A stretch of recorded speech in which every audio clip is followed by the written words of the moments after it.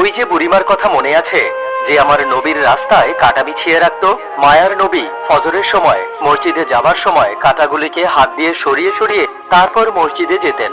ওই বুড়িমা রাতের অন্ধকারে রাস্তার মধ্যে কাঁটাগুলোকে পুঁতে পুঁতে রাখতেন। একদিন সর্বপ্রথম যেদিন নবীজি বুঝতে পারেন নাই, সেদিন ওনার পায়ের তলা থেকে 40টার মতো বিষাক্ত কাঁটা তিনি বের করেছিলেন।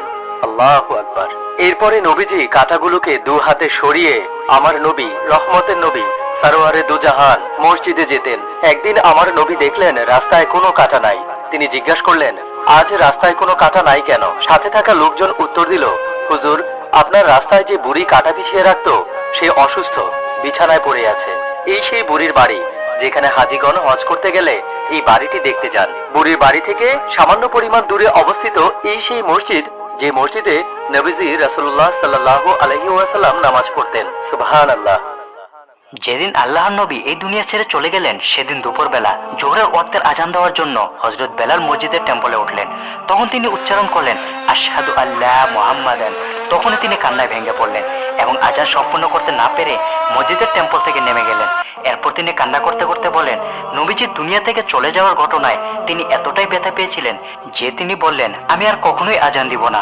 যখন আসর ওয়াক্ত হয়ে গেল তখন সাহাবীগণ ব্যতিব্যস্ত হয়ে গেলেন, বেলালকে কে বলবে আজান দেওয়ার জন্য? তার কাছে তো আমরা যেতেই পারবো না। তখন তাদের মধ্য থেকে একজন বলল, আমরা ইমাম হাসান ও ইমাম হুসাইনকে তার কাছে পাঠাবো। সে ছোট্ট দুই অবুঝ বালক বেলালকে গিয়ে বললেন, এতদিন আপনি আমার নানা জানের জন্য আজান দিলেন, আজকে আমাদের জন্য দিন। হযরত বেলাল চোখের পানি ছেড়ে দিয়ে বললেন, আমার জান কুরবান আপনাদের জন্য শাহজাদা। আমি প্রতিজ্ঞা করেছিলাম আমি আর আজান দিব না, কিন্তু আজ থেকে আমি আবার আজান দিব। সুবহানাল্লাহ। আসসালামু আলাইকুম। প্রিয় সুধী, মহানবী সাল্লাল্লাহু আলাইহি ওয়াসাল্লাম সম্পর্কে জানার আগ্রহ আমাদের সবারই আছে, কিন্তু ব্যস্ততা কিংবা অলসতার কারণে অনেকেরই আর জানা হয়ে ওঠে না। তাই আপনাদের জন্য আমি তৈরি করেছি 11 ঘন্টা 19 মিনিটের একটি বিস্ময়কর আলোচনা। এখানে রাসূলুল্লাহ সাল্লাল্লাহু আলাইহি ওয়াসাল্লামের পুরো জীবনী সুন্দরভাবে তুলে ধরা হয়েছে। বিশ্বাস করুন, একবার কানে হেডফোন লাগিয়ে শুনতে শুরু করলে টেরই পাবেন না কখন সময় কেটে যাবে। এই ভিডিওর ডেসক্রিপশনে দেওয়া লিংকে ক্লিক করলেই মূল ভিডিওতে প্রবেশ করতে পারবেন। তাহলে আর দেরি কেন, এখনই জেনে নিন রাসূল সাল্লাল্লাহু আলাইহি ওয়াসাল্লামের পূর্ণাঙ্গ জীবনী। এক ছোট ছেলে সবসময় সত্য বলতো। একদিন ডাকাতরা তাকে ধরে জিজ্ঞেস করলো, তোমার কাছে কিছু আছে? সে বলল, হ্যাঁ, মায়ের দেওয়া দিরহাম আছে কাপড়ের ভেতরে। ডাকাতরা অবাক হয়ে জিজ্ঞেস করলো, তুমি কেন আমাদের সত্য বললে? সে বলল, আমার মা বলেছে মিথ্যা বলো না, তাই আল্লাহর ভয়ে বলেছি।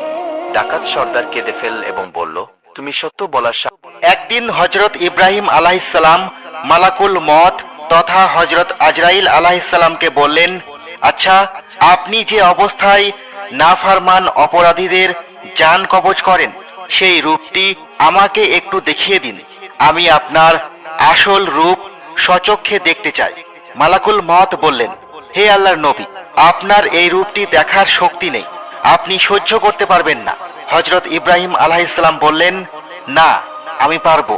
হযরত আজরাইল আলাইহিস সালাম বললেন, ঠিক আছে, তাহলে আপনি অন্যদিকে মুখ ফিরিয়ে নিন। হযরত ইব্রাহিম আলাইহিস সালাম তাই করলেন। তারপর হযরত আজরাইল আলাইহিস সালাম বললেন, এবার তাকিয়ে দেখুন।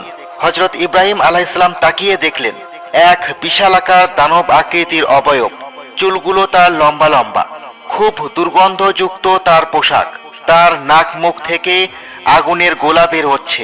হযরত ইব্রাহিম আলাইহিস সালাম, ওই যে বুড়িমার কথা মনে আছে যে আমার নবীর রাস্তায় কাঁটা বিছিয়ে রাখতো? মায়ার নবী ফজরের সময় মসজিদে যাবার সময় কাঁটাগুলিকে হাত দিয়ে সরিয়ে সরিয়ে তারপর মসজিদে যেতেন। ওই বুড়িমা রাতের অন্ধকারে রাস্তার মধ্যে কাঁটাগুলোকে পুঁতে পুঁতে রাখতেন। একদিন সর্বপ্রথম যেদিন নবীজি বুঝতে পারেন নাই, সেদিন ওনার পায়ের তলা থেকে 40টার মতো বিষাক্ত কাঁটা তিনি বের করেছিলেন। আল্লাহু আকবার। এরপরে নবীজি কাঁটাগুলোকে দু হাতে সরিয়ে আমার নবী, রহমতের নবী সরওয়ারে দুজাহান মসজিদে যেতেন। একদিন আমার নবী দেখলেন রাস্তায় কোনো কাঁটা নাই। তিনি জিজ্ঞাসা করলেন, আজ রাস্তায় কোনো কাঁটা নাই কেন? সাথে থাকা লোকজন উত্তর দিল, হুজুর, আপনার রাস্তায় যে বুড়ি কাঁটা বিছিয়ে রাখতো সে অসুস্থ, বিছানায় পড়ে আছে। এই সেই বুড়ির বাড়ি যেখানে হাজীগণ হজ করতে গেলে এই বাড়িটি দেখতে যান। বুড়ির বাড়ি থেকে সামান্য পরিমাণ দূরে অবস্থিত এই সেই মসজিদ, যে মসজিদে নবীজি রাসূলুল্লাহ সাল্লাল্লাহু আলাইহি ওয়াসাল্লাম নামাজ পড়তেন। সুবহানাল্লাহ। আসসালামু আলাইকুম। প্রিয় সুধী, মহানবী সাল্লাল্লাহু আলাইহি ওয়াসাল্লাম সম্পর্কে জানার আগ্রহ আমাদের সবারই আছে, কিন্তু ব্যস্ততা কিংবা অলসতার কারণে অনেকেরই আর জানা হয়ে ওঠে না। তাই আপনাদের জন্য আমি তৈরি করেছি 11 ঘন্টা 19 মিনিটের একটি বিস্ময়কর আলোচনা। এখানে রাসূলুল্লাহ সাল্লাল্লাহু আলাইহি ওয়াসাল্লামের পুরো জীবনী সুন্দরভাবে তুলে ধরা হয়েছে।